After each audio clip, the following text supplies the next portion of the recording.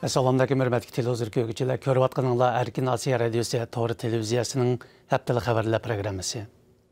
Məzkur proqramımızda ötən bir həftə jarayonida yuz bergan Uyg'urlarga münasibətlik mühim vaqealardan məlumat berimiz.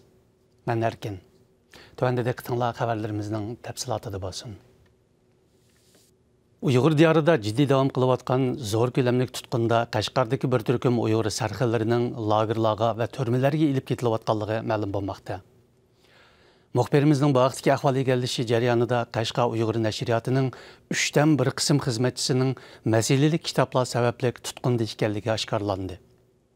Bu jarayonda yana Uyg'ur ism-shunosligi bo'yicha izlanib kelayotgan ijtihadlik olimlardan Mutallib Sidiq Qohiri va Uyg'ur bolalar o'yinlari tadqiqotchisi Mamatjon Obliz Bo'riyarning siyosiy masalalar sababdan tutqun qilinganligi ma'lum bo'ldi. Muxbirimizning ahvol egallishi jarayonida aloqador kishilar bu ziyolilarning Qohiri va Bo'riyar degandek familiyalarning Xitoy doiralarida bo'lgunchilik gumoni qo'zg'ab kelganligini olg'a surmoqda. Yaqinda Uyg'ur diyoridagi bir mezgilli xizmatdan keyin Amerikaga qaytib ketishga majburlangan bir amerikalik ayol o'zi biladigan ahvollardan guvohlik berdi. Uning aytishicha, 2017-yildan boshlab diniy e'tiqodi sababli ko'plagan Uyg'ur o'qituvchi va o'quvchilar izdireksiz g'oyib bo'lib ketgan. Keyincha bu xil g'oyib bo'lganlarning ko'plab qurilayotgan lagerlarga qamalganligi oshkor bo'lgan. Uning bayon qilishicha, Xitoy hukumatı tashqi dunyoga padazlab ko'rsatayotgan Uyg'ur jamiyati amaliyotda Uyg'ur madaniyati, kimligi va tiliziqi yo'qotishning nishoni bo'layotgan bo'lsa-mu, ammo dunyo bu ishlardan texmi to'liq xabardor emas ekan. Xitoy hukumatı o'tgan hafta Aqtashlik kitob e'lon qilib, Uyg'ur madaniyati amaliyotda Junxo madaniyatining bir qismi. Biz Uyg'ur madaniyatining yaxshi qo'g'dilishiga sharoit hozirlab beryapmiz deb jakalagan.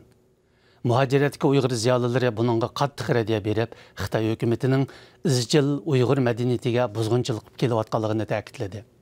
Uyg'ur ziyolilaridan Qahar Barat apanda Xitoy hukumatining Uyg'urlarning moddiy madaniyat boyligini yo'qotish nishoni qilgan harakatining uzun yillardan buyon Uyg'ur jamiyatiga hisobsiz ziyonlarni sog'anligini jonliq misollar orqali bayon qildi.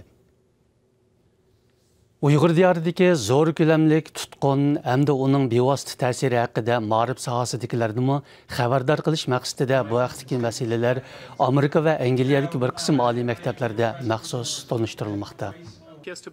Lagerlar masalasi o'z navbatida yana Germaniya parlamentida tunji qitim maxsus muhokama qilinib, Germaniya hukumatiga lagerlar masalasi bo'yicha talab sunish o'tirg'a qo'yildi. Ma'lum bo'lishicha, o'tgan hafta Londonda o'tkazilgan Uyg'ur madaniyat kechiligi faoliyatida lagerlar masalasi alohida o'rin egallagan hamda kashlik faoliyatining mehmonlarga maxsus tanishtirilgan. Şunun bilan birga Brüsseldagi Hurriyat universiteti rasmiy bayonot e'lon qilib, Xitoy hukumatining Uyg'ur diyoridagi ma'rif va madaniyat sohasida Uyg'ur sarxillarni tutqun qilishini qattiq aybladi. Yaqinda Dunyo Uyg'ur qurultayining raisi Dolqin Ayso apandi Yaponiyadagi chet elliklar axborot klubidan muxbirlarni kutib olishini o'tkazib, Uyg'urlarning navbatdagi og'ir vaziyatidan tafsiliy doklad bergan. Dolqin Ayso apandi Tokioda o'tkazilgan bu qitimqi matbuot yig'ini haqida muxbirimizning ziyoratini qabul qilganda, bu yig'inning Uyg'urlar masalasini Yaponiyada texmo keng tonitishda ko'p ahamiyatga ega bo'lganligini eskartdi.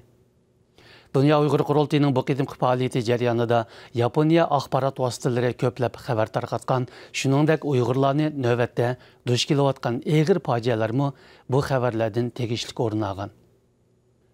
Yaqinda Kanada, Germaniya, Angliya, Fransiya qatorliq 15 g'arb davlatining Beijingdagi bosh elchilari birlashma maktub yozib, Uyg'ur Avtonom rayonlik partkom sekretari Chin Chongo va Uyg'ur Avtonom rayoning raisi Shuhrat Zokir bilan lagerlar masalasi haqida so'zlashmoqchi bo'lgan edi.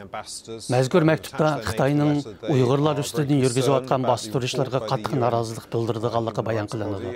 Hamda bu haqda tafsiliy bir suhbat o'rinlashtirish talab qilinadi. Aloqador mutaxassislarning bildirishicha, chet el diplomatlarining Chin Chongo bilan so'zlashishni talab qilishi Uyg'ur rayonida yuz berayotgan ishlarda uning bevosita javobgarligi bor degan signalni berdi ekan. Muhtaram televizor ko'ruvchilar, yuqorida Erkin Asiya Radiosi To'g'ri televiziyasining haftalik xabarlar programmasini ko'rdinglar. Kelar hafta uchrashguncha omon bo'linglar. Xayr xo'sh.